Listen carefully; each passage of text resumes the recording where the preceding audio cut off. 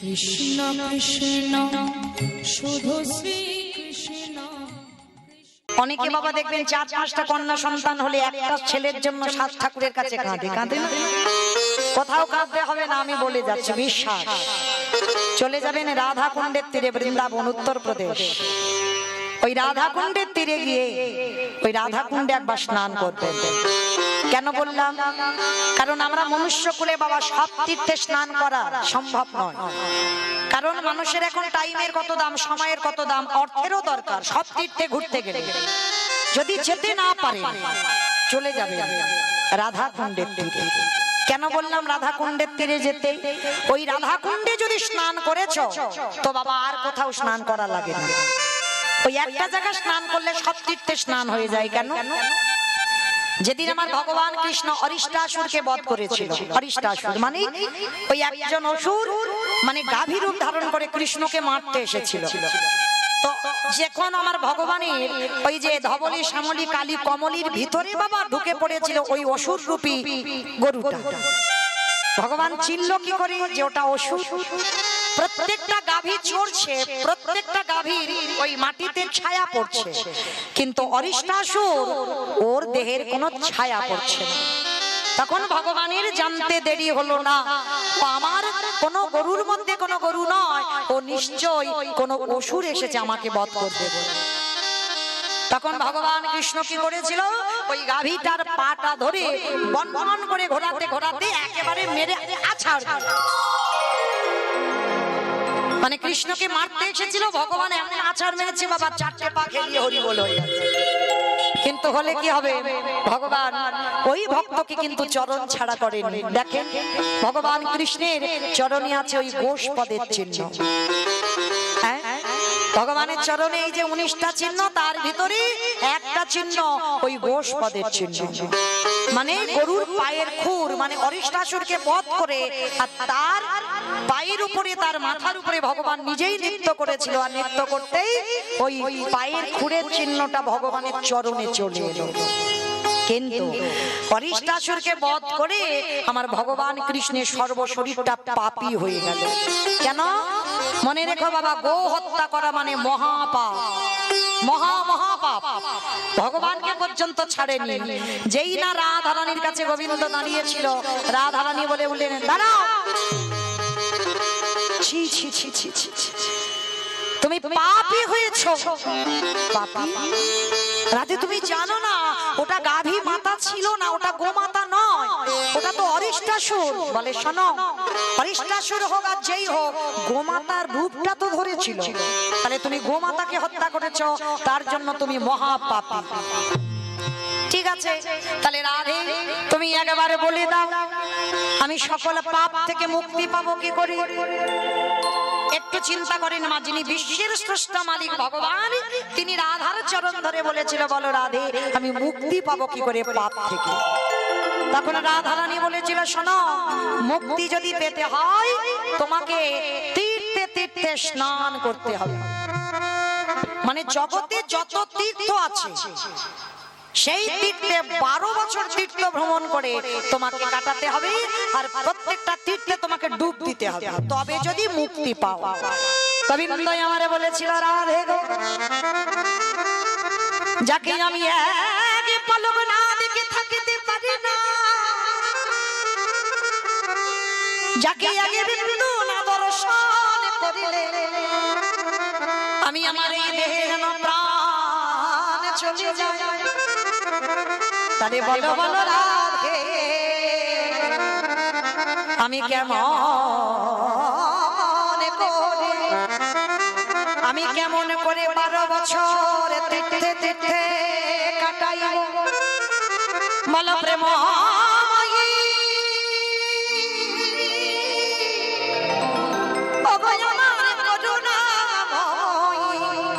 তুমি করুণা করে আমার উপায় বলে দাও।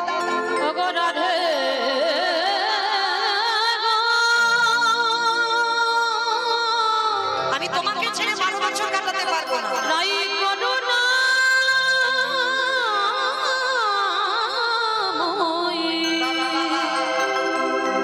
রাধে গো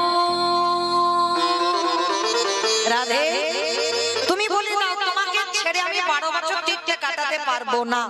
যাকে আমি এক পলক না দেখে থাকতে পারি না, যার দর্শন না করলে আমার হৃদয়ে যে যন্ত্রণা আমি কাউকে বলতে পারি না, তাহলে কি করে আমি 12 বছর তীর্থে কাটাবো? তার থেকে রাধে একটা কথা বলবো। বলো বধূ কি কথা? রাধে গো, যদি সকলে তীর্থকে আমি এক জায়গায় ডাকি আর সেই তীর্থে যদি আমি স্নান করি তাহলে আমার পাপ মোচন হবে? তারা রাধারানী বলছে হ্যাঁ, কেন হবে না? যদি তুমি সব তীর্থকে ডাকতে পারো, সবাইকে কিন্তু সকার রূপে আসতে হবে, আমি নিজে চোখে দেখবো সব তীর্থ এলো কিনা, তারপরে হবে। ঠিক আছে, এইবার প্রাণ গোবিন্দ আমার নিজে পাপ থেকে মুক্তি পাবার জন্য সকল তীর্থকে যখন আহ্বান করলেন, এ বাবা কাগজ রাখ বাবা, পরে যখন দল ওঠানামা করবে তখন দিবি, এখন ডাক। হরি বল। যখন ওই ভগবান সমস্ত তীর্থকে বাবা আহ্বান করলো, গঙ্গা যমুনা সরস্বতী প্রভাস বৃন্দাবনে যমুনা সব যত জগতে প্রয়াগ হরিদ্বার যত যত তীর্থ আছে সমস্ত তীর্থের জল এক জায়গায় এসে দাঁড়িয়েছে। এসে বলছে প্রভু বলে দাও আমাদের কাজ কি? বলে অন্য কোনো কাজ নয়, তোমরা সবাই ভগবান নিজের বাঁশিটা দিয়ে একটা কুণ্ড করেছে। তা কৃষ্ণ যেমন পাকা, আমার ভগবান কুণ্ডটা করেছে পাকা। আর সমস্ত তীর্থকে বলছে তোমরা শোনো, সবাই জল হয়ে এই কুণ্ডেতে বসো। সমস্ত তীর্থ জল হয়ে কুণ্ডে গেল। এইবার কুণ্ডে স্নান করেছে, স্নান করে যেই না রাধারানীর চরণটা ছুতে যাবে গোবিন্দ আমার, সখীগণ বলে উঠলেন দাঁড়াও দাঁড়াও, ওইভাবে নয়, ওইভাবে নয়, তুমি এখনো পাপী আছো, এখনো পাপী আছি। আমি তো সব তীর্থকে ডাকলাম। বলে তীর্থকে ডেকেছো তো বটে, তীর্থ তখন পবিত্র হয় যতদিন না রাধারানীর চরণ ধুলা পাই। তুমি ডেকেছো, সবাই জল হয়ে ওখানে রয়ে গেল, তুমি স্নান করলে, ওই রাধারানীর চরণ ধুলা কেউ পেয়েছে? ভগবানের মাথায় হাত পড়ে গেছে, সর্বনাশ। তাহলে কি হবে? ঠিক আছে, আমি আবার আরেকবার ডাকি। বলে শোনো, তোমার এই জল হয়ে গেল অপবিত্র, তুমি মহাপাপী, তাহলে এই জলে স্নান করেছো মানে অপবিত্র, তাহলে আবার কুণ্ড করতে হবে। কে করবে? শ্রীমতী রাধারানীর হাতের কঙ্কন খুলে নিজে একটা কুণ্ড তৈরি করলো, আবার আহ্বান করলো। এইবার আহ্বান করে রাধারানী বসে আছে, সমস্ত তীর্থগুলো এসে রাধার চরণে ধুলেছে। আর যেই না রাধার চরণ ধরলো, রাধার চরণ পরশে তীর্থ পবিত্র হয়ে গেল। এইবার যেটা আমার শ্যাম সৃষ্টি করলো ওটা হলো শ্যাম কুণ্ড, রাধা সৃষ্টি করলো কঙ্কন দিয়ে ওটা হলো রাধা কুণ্ড। দুটো কুণ্ডের জল। এইবার সখীরা চালাকি করে বলছে শোনো, তোমার জল যেন এদিকে না আসে, মানে রাধা কুণ্ডে যেন না আসে। বলে কেন? বলে তুমি তো পাপী, তুমি তো পাপী, তাহলে ওই জলটা পাপ, তাহলে ওই পাপ ধোয়া জল যদি রাধার চরণে আসে তাহলে রাধাও তো পাপী হয়ে যাবে। তখন গোবিন্দ বললেন ব্রজ গোপীগণ, এই জগৎ সংসারে কেউ যদি পাপ করে, আমার গোবিন্দ পাপের বিচার করে। দেখো তো ও কত পাপ করেছে, কিন্তু কেউ যদি অপরাধ করে আমার রাধা চরণ ধরে, আমার রাধা রানী কোনোদিন বলে না দেখো একবার খাতা খুলে ও কত পাপ করেছে। আমার রাধা রানী বলো করুণাময়ী, আমার রাধা রানী বলো কৃপাময়ী, রাধা রানী বলো প্রেমময়ী। যত বড় বড় মহাপাপী হোক না কেন, যদি একবার রাধা চরণ ধরে, আমার রাধা রানী কোনো বিচার না করি, কোনো শাস্তি না দিয়ে তাকে চরণ তলে আশ্রয় দেব।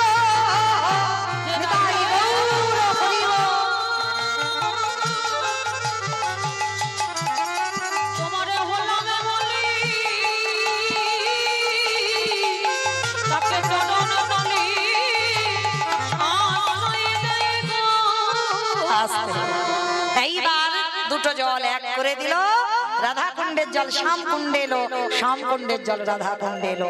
তাহলে বুঝলাম কি মা, হাজার তীর্থে যাওয়ার দরকার নাই, একটা তীর্থে যাও বৃন্দাবন, আর বৃন্দাবনে গিয়ে কৃপা করে রাধা কুণ্ডে সে যদি রাত 12টার সময়ও যাও স্নানটা যেন করা চাই। অনেকে আছে বাবা সন্ধ্যা হয়ে গেল, টুরিস্ট বাসে গেছে, সন্ধ্যা হয়ে গেল, মাথায় একটু জল ছিটিয়ে দিয়ে চলে এলো না। যত রাত হোক, যত দুপুর হোক আর সকাল হোক, ভুল করে যেন রাধা কুণ্ডে স্নান না করে ফিরো না। কারণ যদি রাধা কুণ্ডে স্নান হয়ে যায় তাহলে সব তীর্থে স্নান হয়ে যায়। আজকে আমিও বলে যাই, যদি কারোর পুত্র সন্তানের জন্য কাঁদো, চলে যাবে রাধা কুণ্ডে, স্নান করবে করে আমার রাধা রানীর কাছে একবার আঁচল পেতে একবার নয়ন জলে দিয়ে বলো, রাধে তুমি আমার কোলে একটা কৃষ্ণ ভক্ত সন্তান দাও। আমার বিশ্বাস যদি কেউ ভক্তি ভরে নয়ন জলে আমার রাধা রানীর কাছে কেউ আরতি জানাতে পারে, অবশ্যই করে তার কোল আলো হবেই। যেটা জমিদার হিরণ্য দাস আর গোবর্ধন দাসের ঘর আলো করে এসেছিল, ওই রাধা কুণ্ডে রাধা রানীর কাছে মানত করে রঘুনাথ দাসকে পেয়েছিল। কিন্তু আমরা মা গুলো কি করি জানো? ভগবানের কাছে বলি, ঠাকুর চাকরিওয়ালা ছেলে দাও, ডিগ্রিওয়ালা ছেলে দাও। কোনো মা তো বলে না যে আমার একটা কৃষ্ণ বলা পাখি দাও। সে তুমি তাকে লেখাপড়া চাকরি ভূত যা দাও দেবে, ওসব আমার কোনো দাবি দাবা নেই, শুধু যেন সে মানুষের মতো মানুষ হয়। শ্রী শ্রী রামকৃষ্ণ ঠাকুরের বই যারা পড়বেন, ঠাকুর সবাইকে একটা কথা বলতো না, তোদের চৈতন্য হোক, তাই না? আচ্ছা বাবা, আমাদের এত পড়াশোনার ডিগ্রি আছে, আমাদের চৈতন্য নেই? বলে হ্যাঁ আছে। মানুষের মতো দেখতে হলে তারে মানুষ হয় না। মানুষ তাকে বলবে যার হৃদয়ে মনুষ্যত্ব জ্ঞানটা নেই। শুধু মানুষের মতো দেখতে বলে তুমি মানুষ নও, আগে মনুষ্যত্ব জ্ঞান অর্জন করো, সদ্গুরু বৈষ্ণব চরণ ধুলা নাও, পিতা মাতাকে সম্মান করো, তবেই তুমি মানুষ। জগতে যদি সবাই বলে তুমি ভালো, তবে তো ভালো, নিজে যদি ভালো বলো তো ভালো না, কখনো না। আজকে সন্তান মানুষ করবে বাবা, বাবা নয়। কেউ যদি মনে করে বাবা ছেলে মানুষ করবে, না, ছেলে মানুষ করবে মা। ছেলের আধ্যাত্মিক চেতনা দেবে ও মা, বাবা নয়। হরি বল। বাবা যেটা পারবে না সেটা মা পারবে। যার জন্য আমার চৈতন্য মহাপ্রভু বাবার পরিচয়ে নয় মায়ের পরিচয়ে এসেছে। নাম নিয়েছেন কি গো? সচ্চিদানন্দন গৌরাঙ্গ সুন্দর। কেউ কিন্তু বলি না আমরা জগদানন্দন গৌরাঙ্গ সুন্দর, কারণ বাবার নাম জগন্নাথ, মায়ের নাম সচি ঠাকুরানী। বাবার নামে এলো না কেন? আপনারা কলির মানুষ, আমি কলির মানুষ, ভগবান কলির ভগবান। তাহলে আপনারা বাবার পরিচয় পরিচিত, আমি আমার বাবার পরিচয় পরিচিত। আর এই পৃথিবীতে যার বাবার ঠিক নেই, সমাজ কলঙ্কিত করে দেয়। বলে না ওর জন্মের ঠিক নেই। কত কটু কথা বলি, যদি আমি বাবার নামটা লিখতে না পারি, দেখো যে মা দিল ব্যথা সে মা রইল কোথা। মায়ের কোনো পরিচয় নাই, বাবার ঠিকানাটা লাগবে কলিযুগে। তাহলে বাবার পরিচয়ে যদি আপনারা আমরা পরিচিত হই, আমার চৈতন্য মহাপ্রভু কেন হচ্ছে না? কেন মার পরিচয় পরিচিত হলো? এটাই তত্ত্ব, এটাই জানতে হবে। কারণ বাবা যেমন বাবা সন্তানকে ভালোবাসে, মাও সন্তানকে ভালোবাসে। বাবার ভালোবাসা হলো ঐশ্বর্যে, মায়ের ভালোবাসা হলো মাধুর্যে। দেখবেন ধুলো কাদা বালি মেখে আছে একজন ছোট্ট বাচ্চা, বাবার কোলে উঠতে যায়, বেশিরভাগ, তবে বাবা সবাই নয়, কান মুলে নিচ্ছে বেশিরভাগ বাবারা, তাড়াতাড়ি করে হাতটা ধরে বলে বাবা গো কি নোংরা মেখে আছে গো, যা যা আগে মার কাছে পরিষ্কার হ, আগে প্যান্ট জামা পরে হাত মুখ ধুইয়ে মার কাছে পরিষ্কার হয়ে তবে আমার কোলে উঠবে। আছে না? কি গো আছে তো? অনেক বাবা আছে এইরকম দামি জামা কাপড় পরে থাকে, সুট শার্ট পরে থাকে, ছেলে কাদা মেখে আছে কোলে নেবে না। কিন্তু ওই ছেলে কাদা মেখে আছে, মা সারাদিন হাড় খাটুনি খেটে সবে দুটো খেতে বসেছে, ছেলের নাক দিয়ে সর্দি পড়ছে, ছেলে গিয়ে যদি মার কোলে বসে, মা খেতে খেতে আঁচল দিয়ে ছেলের নাকটা মুছিয়ে সেই হাতে আবার মা অন্ন পায়, পায় না? পায়। কেন? মা ভালোবাসলো, বাবার ভালোবাসলো, তফাৎ কেন হলো? এটাই চৈতন্য মহাপ্রভু শিক্ষা দিল। বাবা ছেলের নোংরা ধুলো বিচার করে, মা বিচার করে না। ঠিক তদ্রূপ আমি কলিকালের ভগবান হয়ে নদিয়ায় যাব, আমি যদি বাবার পরিচয় পরিচিত হই, তাহলে কলির নোংরা মাখাজি সবাই নোংরা মেখে আছে, কাম কাঞ্চনে আসক্ত, বিষয় বিষয় আসক্ত। এই কলুষিত মনে ঈশ্বরের প্রতিফলন হবে না। তাহলে ভগবান চিন্তা করলো এই জগৎ সংসারে বাবা ধুলো বিচার করে, মা ধুলো বিচার করে না। তাহলে আমি যদি মায়ের পরিচয়ে যাই, তাহলে কলির মানুষ যে নোংরা মেখে আছে, কামনা বাসনার নোংরা, বিষয় বৈভবের নোংরা, আমি অচিরেই মায়ের পরিচয়ে পরিচিত হই, প্রত্যেককে কোলে করে নিয়ে নিতাই গৌর প্রেমানন্দে হরি বল বলে উদ্ধার করব। হরি বল। যার জন্য আমার চৈতন্য মহাপ্রভু মায়ের পরিচয় এলো, কলির নোংরা মাখানো জীবকে উদ্ধার করবে বলে। এই জায়গাটাই তফাৎ। তাহলে মা পারে ছেলে তৈরি করতে, তাই সবার চরণ ধরে নিবেদন। এখনকার বাচ্চাদের কত বই, ছোট বাচ্চাদের দেখবে কত বই, তাই না? কিন্তু মনে রেখো, বই পড়াবে, তার পিছনে একটু করে হলেও প্রতিনিয়ত বাচ্চা বেলা থেকে একটু গীতা পাঠ করা অভ্যাস করা। আমি করিয়েছি বাবা আমার ছেলেটাকে, এখন আর বলতে লাগে না। স্নান করে সে 2টো বাজুক আর 3টে বাজুক, এক পাতা করে গীতা পাঠ ওকে করতেই হবে। কেন? এটা তুমি মা, তোমাকে তৈরি করতে হবে সন্তান। তো আজকে এই ছোটবেলা থেকে রঘুনাথ দাস বৈরাগ্য ভাব। বৈরাগ্য মানে বোঝো, সংসার ধর্ম ত্যাগ করে চলে যাওয়া নয়। বৈরাগ্য সংসারে থেকে হয়, কলিযুগে সন্ন্যাস নিষিদ্ধ। তাহলে সংসারে থেকে বৈরাগী হওয়া যায় কিরকম? যেদিন বাবা তোমার জিহ্বার লালসা চলে যায়, মন দিয়ে শুনবেন মা, এই জায়গাটায় সংসারে থেকে বৈরাগ্য হবে, জিহ্বার লালসা চলে যাবে। দেখবেন এই যে মাছ মাংস রবিবার হলে মাংস খেতেই হবে, এই লালসা থাকবে।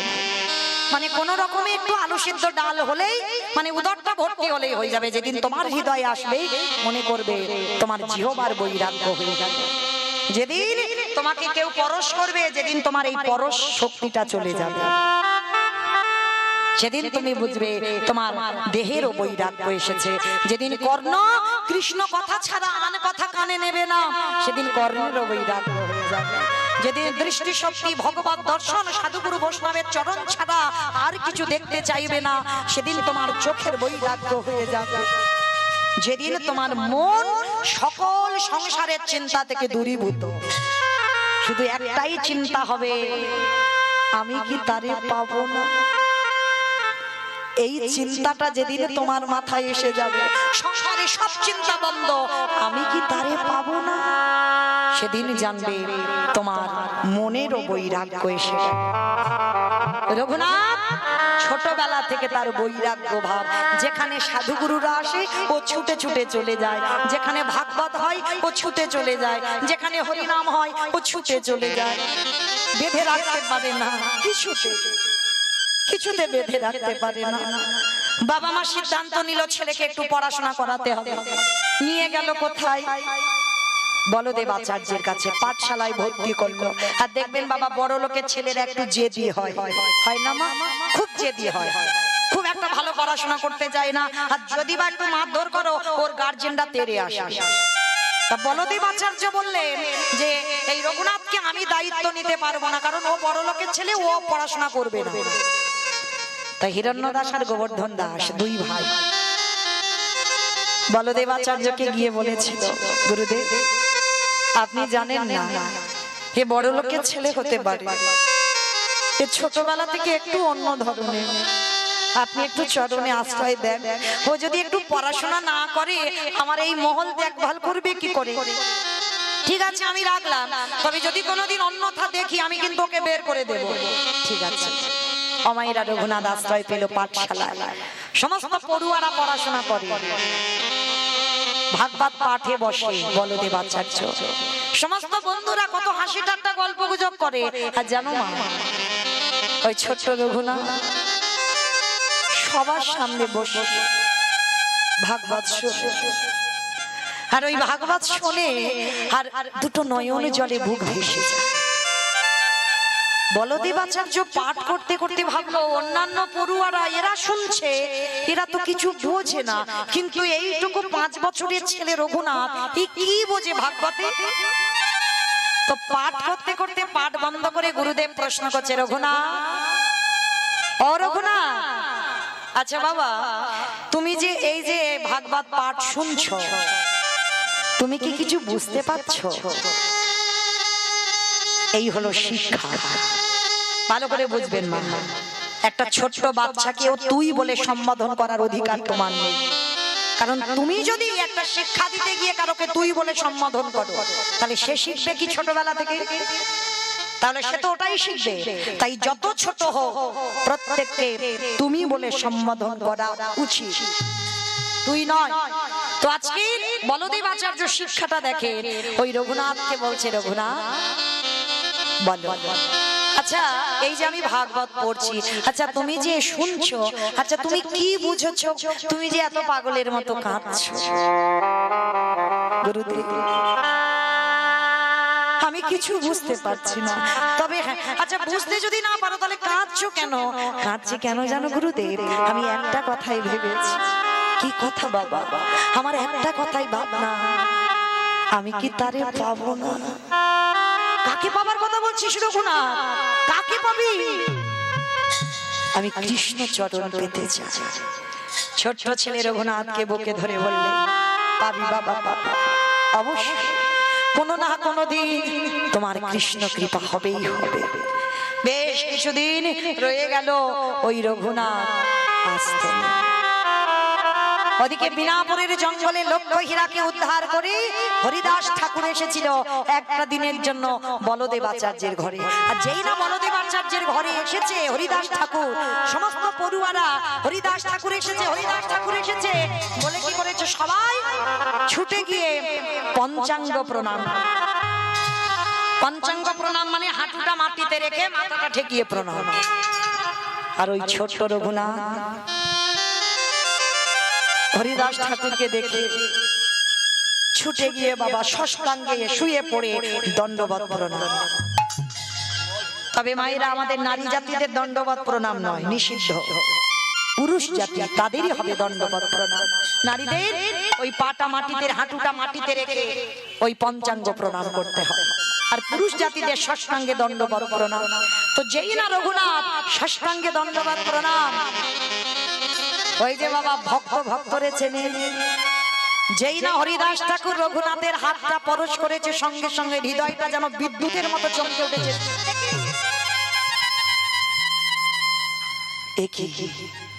যারা সাধন ভজনের মানুষ, ভক্তের অঙ্গ পরশ করলেই বুঝতে পেরে যাবে এর দেহটা ভজনের দেহ, সাধনের দেহ। যেই না পরশ করেছে, হরিদাস ঠাকুর দেখছে, নয়নের দিকে তাকিয়ে মাথায় হাত দিয়ে বলছে, বাবা বাবা বাবা। এই তো এই মাটিতে বীজ বপন করলে অঙ্কুরিত হবেই হবে। এই তো ষোড় গোস্বামীর মধ্যে এক গোস্বামী পেয়ে গেছি, বাংলার মাটিতে আর একজন ভক্ত আমি পেয়ে গেছি। আর দেখবেন বাবা, এই ছোটবেলা থেকে রঘুনাথ আমার হরিদাস ঠাকুরকে অনুকরণ করত। আমার অনুকরণ মানে বোঝো তো? অনুকরণ মানে বোঝো না? না না, করতো না। মানে একজনকে দেখে অনুকরণ, যেমন এখন আমাদের কীর্তন জগতে হচ্ছে, দেখবেন মানে একজনের কীর্তন হুবহু অন্যজন একই রকম করে, একই রকম, এইগুলোকে বলা হয় অনুকরণ। মানে আমার কীর্তন একজন মানে একেবারে ডুপ্লিকেট করে সেই রকম কীর্তন এরকম হয়, এটাকে অনুকরণ বলা হয়। তো এটা শুধু আমাদের জীবনে নয়, সেটা তখনকার সমাজেও ছিল। রঘুনাথ দাস জমিদারের ছেলে হয়ে সর্বক্ষণ হরিদাস ঠাকুরকে অনুকরণ, তবে অন্য কিছু অনুকরণ নয়, তার ভক্তির পথটাকে অনুকরণ করত। 24 ঘন্টায় একবার আহার করে। আর আমাদের জগতের মানুষেরা বলে না খেলে নাকি মরে যায়, রোগা হয়ে যায়। কি গো, বেশি যত আহার করবে ভজনে বাধা হয়ে যাবে, যত কম আহার করবে তত ভজন শক্তিটা বেড়ে যাবে। অতিরিক্ত আহার নিষিদ্ধ, অতিরিক্ত নিদ্রা নিষিদ্ধ, ভজন পথে এগুলো বাধা হবে। তো আজকে রঘুনাথ জমিদারের ছেলে হয়ে 24 ঘন্টায় একবার আহার করত।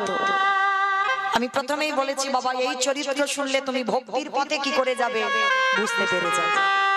একবার আহার করে, আর নিদ্রা জমিদারের ছেলে হয়ে পালঙ্ক নয়, মেঝেতে একটা কোন রকমে মাদুর বিছিয়ে, কোনো বালিশ নয়।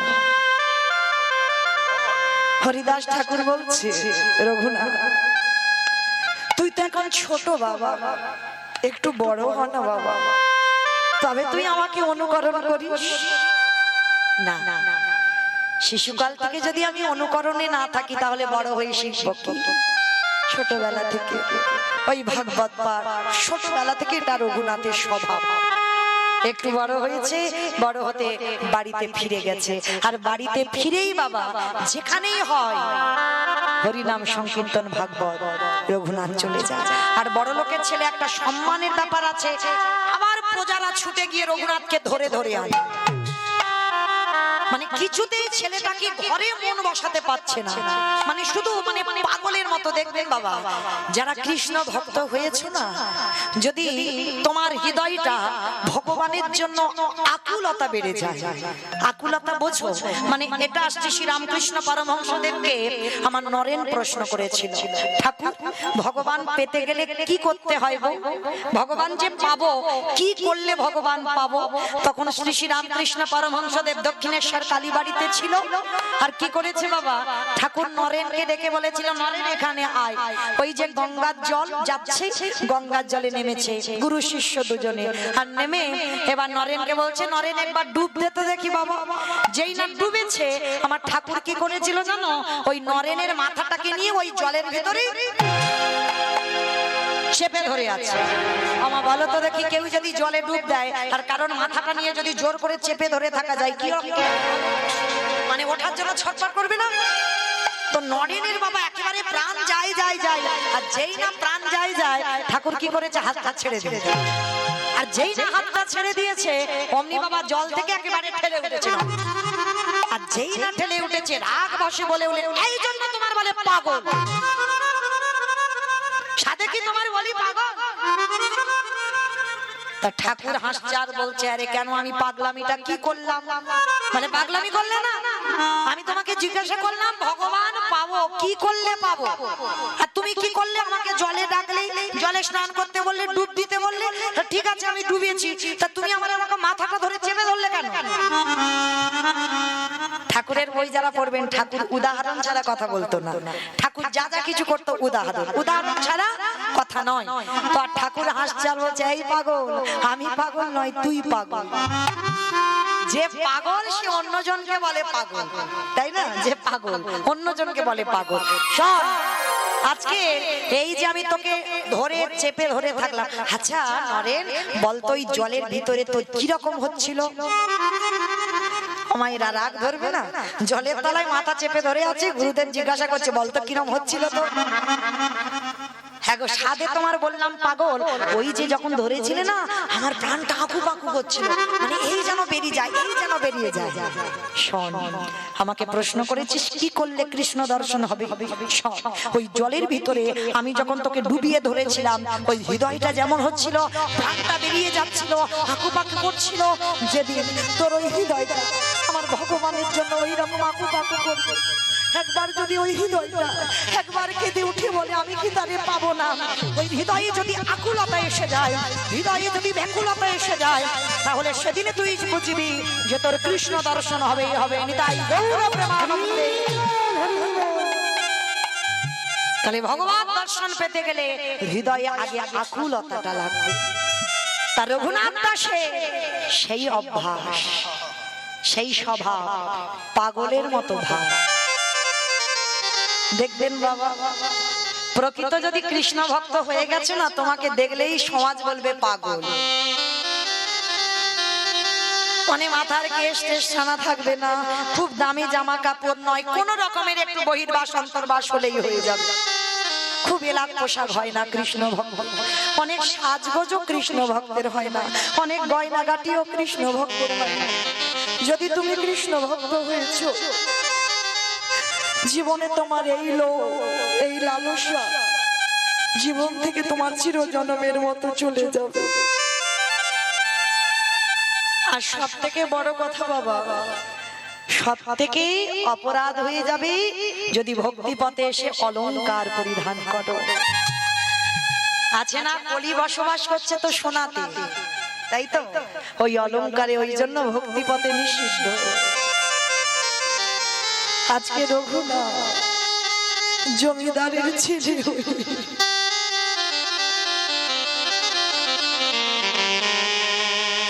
তার একটাই শুধু ভাবনা, আমি কবে কৃষ্ণ পাবো। কৃষ্ণ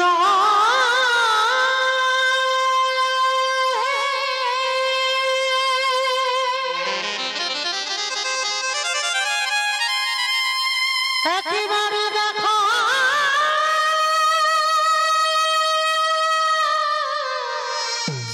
দেখা গে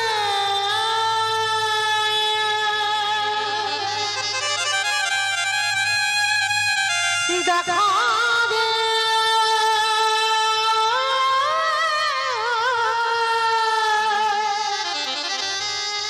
কৃষ্ণ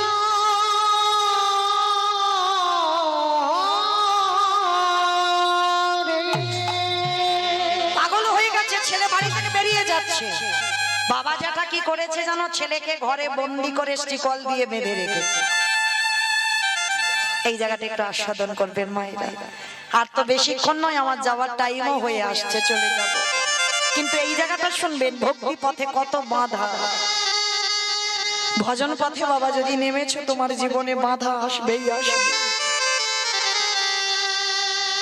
রঘুনাথ কৃষ্ণ বলতে বলতে চলে যায় বলে বাবা জ্যাঠা ঘরে বন্দি করে শিকল দিয়ে বেঁধে রেখেছে কৃষ্ণ ভোলাবে বলে। হ্যাঁ গো, যাই ভোলানো, হাত বাঁধবে পা বাঁধবে কিন্তু মন কখনো বাঁধবে। বাবা জ্যাঠাকে বলছে, ভালোই হয়েছে বাবা, তুমি এই যে স্টিকলে বেঁধে রেখেছো আমায়, খুব ভালো করেছো। কারণ ভজন করতে গেলে নিরজন জায়গাটাই তো ভালো, যার জন্য ত্রিলোকের বড় বৈষ্ণব বেছে নিয়েছে কেদারনাথ বদ্রীনাথ।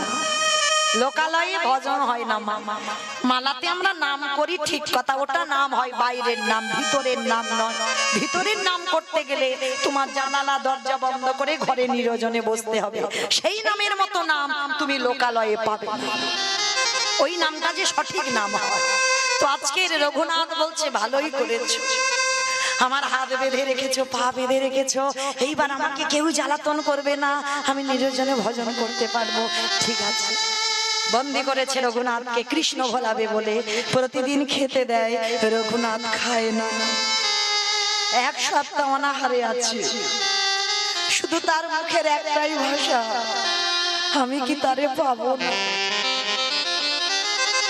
আমি কি কৃষ্ণ পাবো না। এক সপ্তাহ যখন ছেলে খাইনি, বাবা জ্যাঠা ছুটে এসেছে, রঘুনাথ রঘুনাথ, শুনলাম তুমি নাকি এক সপ্তাহ কিছু খাওনি, যা যা খাবার দিয়েছি তুমি নাকি সব ফেলে দিয়েছো। কি হয়েছে রঘুনাথ? ছেলের কঙ্কাল সার দেহ। হরি বল। ভজন পথে নামলে তুমি সুঠাম হবে না, কখনো হতে পারো না। কঙ্কাল সার দেহ রঘুনাথ, শুধু কৃষ্ণ নামে কেঁদে, কৃষ্ণ নামে। জ্যাঠামশাই থাকতে পারছে না ছেলেটাকে দেখে। হরি বল। ছেলেটাকে দেখে বলছে, রঘুনাথ। জ্যাঠামশাই বলছে, রঘুনাথ তোর কষ্ট আমি আর সহ্য করতে পারছি না বাবা। ঠিক আছে, তোকে বন্দি করে রেখেছি তো, আর রাখবো না বাবা, তোর হাত পা সব খুলে দেব। বল বাবা, তুই আমার কাছে কি চাস? কথা দিলাম, আর কষ্ট দেব না, আর দুঃখ দেব না। বল তুই আমার কাছে কি চাস? জ্যাঠামশাই, আমি যা চাই তুমি আমায় দেবে। দেব বাবা, দেব, কিন্তু তোর কষ্ট আমি আর নিতে পারছি না। বল বাবা, তুই আমার কাছে কি চাস? ত্রিশত্ব করো জেঠু, আমি যা চাইবো তুমি আমায় দেবে।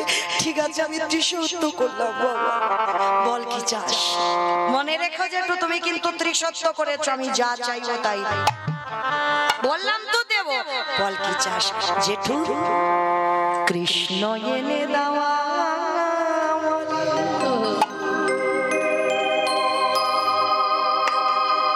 কৃষ্ণ এনে দেওয়া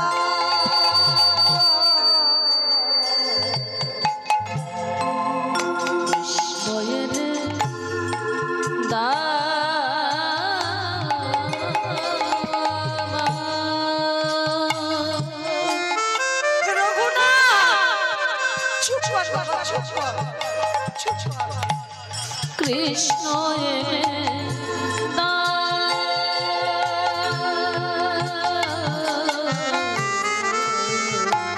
কৃষ্ণ সদা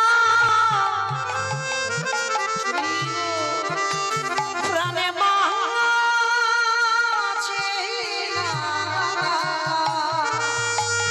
রঘুনাথ চুপ কর, বলিস না। কৃষ্ণ এনে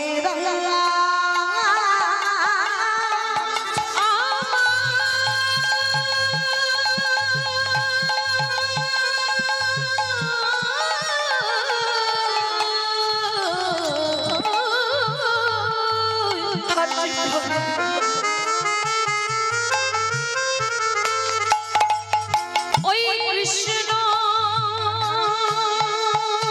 ছাড়া নানা প্রাণে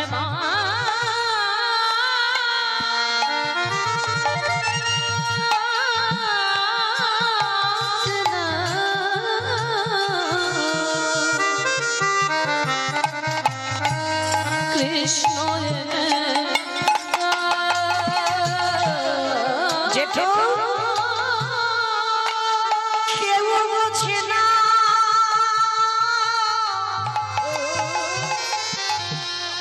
আমার মনের কথা।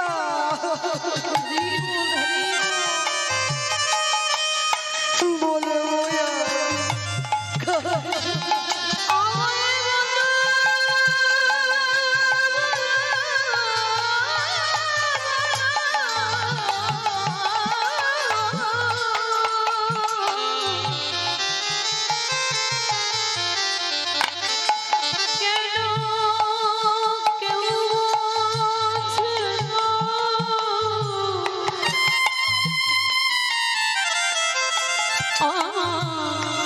মনে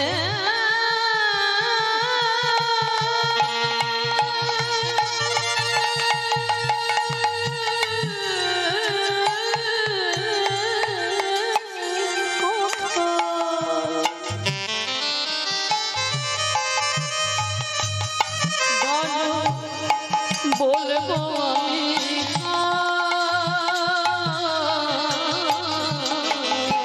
কৃষ্ণ এনে দাও আমার, কৃষ্ণ এনে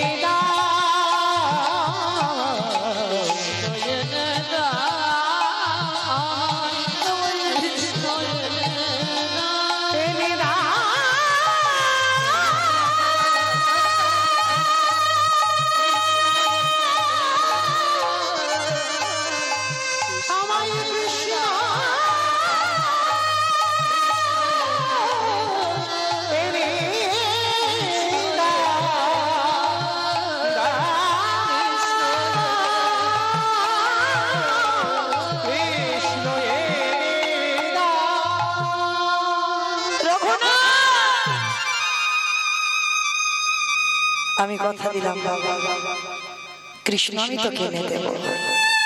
ওদিকে বলদেব আচার্য বাবা খবর পেয়েছে রঘুনাথ খাওয়া দাওয়া সব বন্ধ করেছে। গুরুদেব ছুটে এসেছে। রঘুনাথ, আমি শুনলাম তুমি নাকি সব খাওয়া দাওয়া বন্ধ করে দিয়েছো, কান্নাকাটি করছো। রঘুনাথ, একটা কথা মনে রেখো বাবা, বৃন্দাবনের কৃষ্ণ কি জন্য কেঁদো না। সেই কৃষ্ণ রাধা কৃষ্ণ একাত্মা, দুই দেহ ধরে অনন্য বিলাসের আস্বাদন আস্বাদন করি এই দুই ভাবে চৈতন্য চৈতন্য গোসাই ভাবির আস্বাদিতে দোহে কোঠা